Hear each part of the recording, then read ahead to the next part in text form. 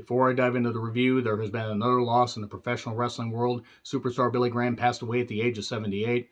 And to call this man influential would be a massive understatement. The physical and verbal charisma that he possessed, the look of a superstar. He looked incredible. And he was able to draw people in with his verbal ability and with the fact that you just wanted to see what he could do in the ring. The feud that he had with Dusty Rhodes, a series of matches, and just the fact that he was the WWF champion and drew tremendous money.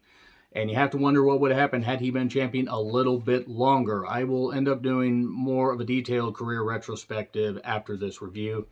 But just wanted to say, as far as Superstar Billy Graham, without him, no Jesse Ventura, no Hulk Hogan, there wouldn't be a lot of people there. He was that influential. And a lot of people borrowed or just flat out just stole everything from him, brother. But you know what? He was a trailblazer. We'll say that. As far as how he was presented, as far as being sports entertainment before there was sports entertainment, there you go. Share your favorite Superstar Billy Graham moments in the comments, or wait for the career retrospective, but there you go. Now, I'm Charles Rant with my review of AEW Dynamite from Austin, Texas at the Moody Center. 16,000 seat capacity, and they had, 5,500, 6,000 people? Don't run an NBA-size arena if you can't at least use most of it. I mean, I know that's been happening with wrestling for a while, but good grief. The crowd was hot for some of it, but it sounded so echoey because they were only using, half the arena? Anyway, so there was a lot of talking and brawling in Texas, talking at the beginning and the end, and brawling in Texas with all kinds of weaponry, oh yeah, and we are getting so close to Double or Nothing, and they're finally throwing some matches out. Are you guys excited for Double or Nothing? Because I'm kind of here and there about it. I'm going to order it because I order all the pay-per-views, but I don't know. My expectations for this are not very high so far. So here's Wardlow. He says, hey, Christian, come out and spit in my face. So here's Christian and Luchasaurus. And they don't really use the mic, but he just keeps saying, spit in my face, spit in my face. Come on, spit in my face. Do it. Do it. When you do it, do it now. And then we get a physical altercation, because of course we do. Wardlow has the advantage at first, and then a low blow. And then Christian says, Luchasaurus, go get a ladder. Okay, so he goes to get a ladder. A ladder in the first segment. And then a chokeslam on it and the kill switch on it. In the first segment. Fortunately, this is the only weaponry they will... because... I don't mind Christian and Wardlow having to do this, but the fact that it just set up something that, was going to be talked about in the backstage segment, I'm glad that they have a new TV deal on the horizon, apparently a massive increase in money. They're getting AEW Collision a little more on that in a little bit, and maybe they're going to get CM Punk back. It's good that they're getting more money, but my God, the creative, they are just spinning their fucking wheels here. So, anyway... the announcers billboard the show, and then we get Darby Allin and Orange Cassidy against Lee Moriarty and Big Billy Willie. Apparently, they had this on one or two of the house shows, the House Rules tour that they were doing. 11 minutes into the show, the bell rings. Darby is in the main event, a main event program that has been messy, but it should be Darby and MJF in all honesty, but he's in a main event program, and they're having him team with a joke. And I call Orange Cassidy a joke, because he is a joke to me. 10 minutes later, coffin drop, and then, because of the whole side headlock takeover thing, Darby ends up getting a side headlock takeover on Lee Moriarty and gets the victory. Then Marvez is in the back, here are the Bucks. And then the Blackpool Combat Club jump him. And slam him on the car hood, and oh boy, yay, more brawling. I really want to like this show. It is just bad WCW and bad TNA and bad Attitude Era at its worst. And that's really, really sad, because that stuff worked because more people were watching then. And it did get annoying, but it just... I know what they're trying to do. They're trying to build this up like you have Moxley saying, we are the elite of this business. Again, there's talent here, but after the cage match last week, I'm pretty much done with Moxley. And I'm done with Omega because of all the, the glass and the barbed wire chair and all the bullshit. Check out my review last week if you want to hear what I have to say. Renee's with Wardlow. Arn is pissed or gassy. It's hard to tell with him. Wardlow says, that was going to happen, so I didn't want you out there, Arn, because you're a frail old man, basically, without saying that. Hey, how about a ladder match? Oh boy, Wardlow in a ladder. And I like Wardlow. He's talented, but really? And Christian is getting injured a lot. I don't think this is a good idea, even though Christian helped popularize the ladder match. You know, Edge and Christian, the Hardys, and the Dudleys, the TLC match and all that, but that was a number of fucking years ago. Christian has really not been able to stay healthy pretty much since about 2011. I mean, if you think about it, after that feud with Randy Orton, he was out when Sheamus took him out. The whole point is pretty much for the last 12 years, it's been here and there. And he had to retire due to concussion issues or neck issues. It was one of the two. It just... a ladder match. And we're going to get interference and all the kind of shit there. So, Renee is with Orange Cassidy. And apparently everybody wants a shot at the AEW International Championship, the International Object Championship. That's what I'm going to call it now. If you get it, you get it. Apparently Kyle Fletcher and others want a shot. So everybody gets a shot. Huh? Sammy Guevara beat Exodus Prime in less time than it took me to say those names. Grabs the mic and thanks the fans for sticking with him on the indies. And how he will silence the naysayers and all this and everything. He's supposed to be a heel, but I guess he's a face. It doesn't matter because he's kind of a douche. But there you go. And then we get a pre-tape on the main event 4-way with Excalibur doing a voiceover. And then recaps of the FTR stuff. And then we picture Shivani, who apparently nobody told Shivani that he was live because he was just there for what seemed like an eternity, but it was only a few seconds. And then Team TNA shows up. And then FTR pitches Giant Silva Jr. onto two tables and a crash pad, where it's at. God, I wish the Giant wasn't on TV. He's not good. I'm sorry. He's not good. It's pointless. He's more pointless than Great Khali, and Great Khali at least looked impressive in New Japan. Kinda, maybe. And then we just get a giant brawl and everything. FTR and Team TNA fighting. Lethal gets stripped for whatever goddamn reason. The crowd's chanting FTR. The crowd's getting into this. And then Karen Jarrett shows up. This skank, and yeah, I'll say that right there because she is. Somebody that looks like she's had more goddamn collagen than Jennifer Coolidge in the American Pie movies. And I like Jennifer Coolidge. Jennifer Coolidge actually is talented. Karen Jarrett isn't. Karen Jarrett deserves every goddamn bad thing that has been said about her because she was the worst, involved in some of the worst parts of TNA programming, and now she's here. Just set fire to all the money you're paying them. Set fire to the money you're paying Jeff Jarrett, Sanjay, Jay Lethal, all of it. Just set fire to it. And why'd you make FTR the goddamn tag team champions? I'm wondering if you're just going to do this shit. Oh, they got to get a heel team established. Jarrett and Lethal could be a great heel team. You know what can't be great? Any of this. Karen Jarrett, this goddamn chipmunk, nut store and twat, thinks that she's good for wrestling. She ain't. She deserves every goddamn bit of ridicule she gets. What a goddamn embarrassing segment. Guitar shots and FTR, they're toast. They're toast. I love FTR. I'll still cheer them, but good God. I'm glad they're getting big money. I hope they got a big boost in pay. Renee is with Darby. Here's Sammy. Hey, I won't lay down for anybody. Let's agree that no matter which one of us walks out as champion, it needs to be somebody other than MJF. That's basically it. Britt and Sheeta, by the way, then took on the Outcasts, a.k.a. Tony and Ruby with Saraya, this goddamn transphobic twat that I hope ends up in traction soon. I hope she does. Legit. Hope she does. I don't generally wish that, but Saraya does not deserve this second chance in her career. She doesn't. She has proven that she's a goddamn evil bitch and deserves every bad thing that is said about her. Jamie is now medically cleared. It's either kayfabe or they're taking precautions. I'm not necessarily certain. Since she was on last week, I'm guessing it's a kayfabe thing. Hopefully she's going to be all right. I forgot Jamie was the AEW Women's Champion. And I love Jamie. Do not get me wrong. I wish Jamie got so much more attention. God, her reign has just been booked like shit.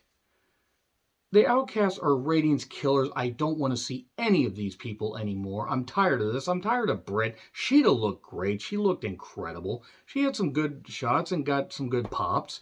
And then Messi with near falls, a distraction, a spray can to the face that the referee somehow doesn't notice that Britt's suddenly green. Hey, wait, how did that happen? Did Slimer give her a facial? Well, no. And a Storm Zero, 1, 2, 3. I mean, I don't mind Britt taking the pin. Jesus. Thunder Rosa can't come back soon enough to hopefully rectify certain things here. Renee is with Orange Cassidy. It's going to be a Blackjack Battle Royal. Oh boy, a Battle Royal. We haven't seen one of those in about 3 weeks or a month. Pre-tape with Tony Khan. New show, Collision on TNT, 8 p.m. on Saturdays. Okay. The location will be announced next week. Chicago? I'm going to tell you right now, I'm just going to say really quickly, I don't know if CM Punk is the savior of the goddamn company or not. I'm not saying I'm fully on Punk's side, because Punk has been abrasive, and there have been times where maybe he gets a little bit, maybe sometimes he just takes things a little too personally, I'm guessing. But also he has every right to be upset, especially at the EVPs and at certain people that don't really want to play ball and seem to be out there for their own interests rather than anything else. Rather than anything that could benefit the company. I do hope Punk comes back, but you know what? You have to wonder at Punk's age, because Punk is 43, 44, close to it. I can't remember if he was born 80 or 79. The bottom line is, as good as Punk is, you have to wonder about some of these guys. Some of these guys that are in their early to mid 40s that have had injuries, and you have to wonder if maybe the spirit is willing, but the flesh is saying, fuck you. But I hope that Punk comes back. I really do hope he comes back. If it's only for another year, great. So anyway, so we get Jericho and Roderick Strong in a Falls Count Anywhere match. Roderick Strong has been on this program twice. And he was in an 8-man tag. He did have that debut where he came out and saved Adam Cole, baby. Referee Aubrey, we get a jump start. And all parties are banned from ringside. And Cole can't be in the same building as Jericho. Remember that. This was garbage. This was absolute garbage. Jericho can't go anymore. There was an apron backdrop. We get heavy chops. Jericho's bleeding. God, that would be such a shame. Such a shame if something happened. Because Chris Jericho is not beneficial to this company at all. I get pissed off seeing some stuff on AEW because I'm bored by a lot of WWE programming. I'm pissed off when I see some of the stuff because it could be so much better on AEW. It could be. It could be, and it isn't. Chaos for the sake of chaos does not mean that you have a good show going. They do stay in the ring for a while, and then they go into the crowd, and they're pinning each other on the stairs. Then we get into the concourse, and we get a table bump for 2, a backdrop onto a counter, and then we get, we just get more weaponry being involved. This is so stupid. This is bad WCW. They go to the stairs. Rampage is going to be on at 3:30 p.m. They plug that during this match. And then we get soft serve in the goddamn face. Mr. Softy. Thought we were going to go Mr. Sacco, but we can't because Foley owns that, and that's a good thing. Foley made a lot of money off that. And then they go outside, and suddenly here's Adam Cole, baby, just hanging outside for some reason. And then Cole attacks him. Roderick Strong hits a knee and pins Jericho in the dirt. That is fitting because my opinion really of every single one of these people is in the goddamn dirt. And I like Aubrey, but they gotta stop making Aubrey look like an idiot here. I think Aubrey's great. Roderick Strong already feels like a goddamn afterthought, and he's only been there a little bit. And then Roosh with 10, or Preston Vance, or whatever the hell his name is, and Jose took on Jack Perry. Within 30 seconds, they're outside, barricade bumps, Jack Perry gets busted open. I mean, Jericho might have gotten busted open backstage, too. I don't really care what the hell's going on with it. They could have Roosh versus Jericho, because at this point, having a match with Jack Perry who can do some moves, I'm done with Jack Perry, because Jack Perry is uninteresting and boring, and I don't care anymore about seeing this guy. Baltimore is more over than Jack Perry. The bumps into the barricade, and Jack Perry's busted open. They were out there for 3 minutes at least. And yeah, it was Falls Count Anywhere previously, so maybe start this match off on a couple runs on the barricade, get back in, and then you could have Rush do that. No, you just stay forever, but the rules don't apply to La Faction Ingobernables. That a few people watching this might care about. That's nothing as Rush. If you like AAA, CMLL, whichever one that's from, great. I'm not knocking it. There are just too many fingers in the goddamn AEW pie. It's a mess. And then, basically, it's just, I don't care what the hell happened here. We get a roll up 1, 2, 3. I mean, that's after a bunch of time happens. Or a bunch of time passes. And a beatdown. And then here's Darby. Darby whiffs it immediately. Here's Sammy. And then Darby rises up. Sammy and Darby double team and knock people out. 10 looked like he was lost. We did get cable chokeage or whatever, straight out of the Fayetteville, Georgia, Benoit household playbook. So then we go back with MJF being pissed, and then he knocks the mic out of Renee's hand and marches off. Renee's in with Toni Storm. Renee's getting in her steps. I hope she's got a Fitbit all set up. And Toni knocks Jamie, says, have a match with me at Double or Nothing. If it's a straight-up match, then that's fine. But they're going to do shenanigans and bullshit because Toni will not admit the Science Soraya was a mistake.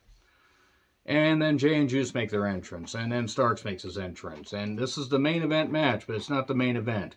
Starks and Jay White had a match that it existed. I'll say that. Jay's not a bad worker. I just find him bland. They've cooled off Starks. We get tons of, teases of distractions and everything because Juice just won't leave Starks alone. A spear. Juice runs in with a chair while the referee's distracted by Jay White. And then Juice gets hit with a chair. And then Starks hits Jay White with a chair. And gets a DQ. And there you go. Rampage, by the way, Blackpool Combat Club with the Best Friends and Bandito. That's going to be a 6-man tag. The Hardys speak. The Acclaim take on the Varsity Athletes. I am literally about this close to just not reviewing Rampage anymore. Apparently Rampage, not this week, but the next week is actually going to be on Saturday the 27th, the day before the pay-per-view because of the NBA playoffs, which is fine. NBA playoffs do a lot better ratings. Good grief. Good grief. Dynamite, by the way. Lucha Bros versus Claudio and Yuta. Gee, Yuta, why don't you just be there and take the pin? Makes sense. And then Double or Nothing rundown. Shivani brings out Don Callis. They have, by the way, 5 minutes left. Don Callis basically gets piece of shit chance. You know what? I'm the only victim, not Kenny Omega. Who cares about any of this is what I wrote down. Don Callis should be, quite frankly, banned from wrestling. And then Omega's music hits. There's security flanking the whole goddamn thing. And then he takes out a few security, and then the Blackpool Combat Club run in. Where did Callis go? Did Callis vanish into the abyss? God, I hope he vanished into a stump grinder as far as I'm concerned. Can we see that on pay-per-view? I'll pay $50 to watch. And then, stay down, Kenny! And then the Bucks show up with weapons and a garbage can. Fitting, because they're garbage wrestlers. They are garbage. And then Hangman with an eye patch shows up. And Kenny hands him the barbed wire broom. And then they clean house. And Yuta gets sacrificed, because of course he does. That makes the most sense. And then it's going to be anarchy in the arena.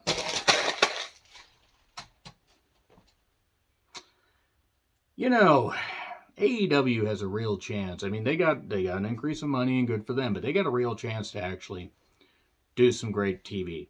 They have not been doing good TV lately. Agree, disagree, what I said, like, share, subscribe, Twitter handle in the description. I'm John Ritlin. I'll see you soon.